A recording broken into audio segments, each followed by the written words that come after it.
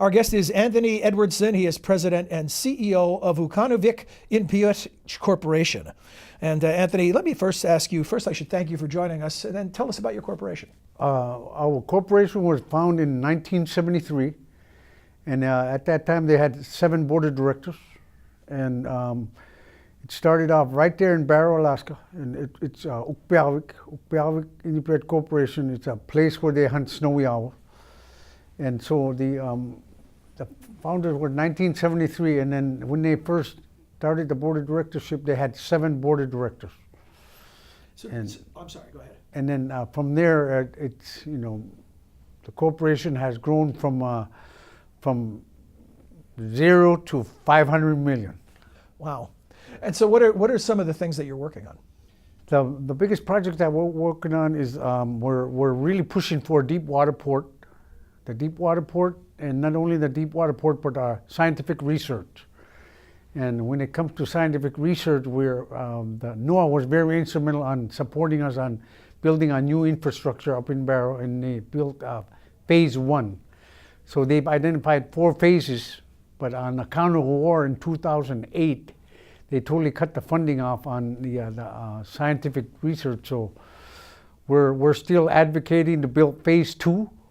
And the total of that project was about 120 million. So we've done 22 million of it, thanks to Senator Stevens. That was very supportive on scientific research. And, you know, without Stevens' help, we would have never had this phase 1 of the scientific facility that we have. Beautiful facility in Barrow. How challenging is it to balance local interests with now increasing international interests in the region? It's very challenging, and I think when it comes to letting those people that are coming more and more interested in the Arctic, I strongly believe that, you know, we got to have our seat at the table and let them know who we are, who we represent. And I think one of the organizations that we have formed is the Voice of the Arctic, and that Voice of the Arctic is the tool that we use, that letting the other nations and other people know who we really are. What do you see as the biggest challenges moving forward? People will often focus on environmental concerns versus rapid development. I'm not necessarily suggesting that is one of the most impressing or significant challenges. I'd more be interested in what you think are among the list of things that are most concerning. In 2015, we had the most challenging year with the environmental impact, right? Because we were doing the offshore drilling, offshore development in the Chukchi, and and we're heavily dependent on oil and gas, and most of all our revenues and our economic growth comes from oil and gas. So if you know about Prudhoe Bay brings majority of the oil to the U.S. So when it comes to that impact, it heavily impacted us in 2015 when we were supporting the offshore development with Shell.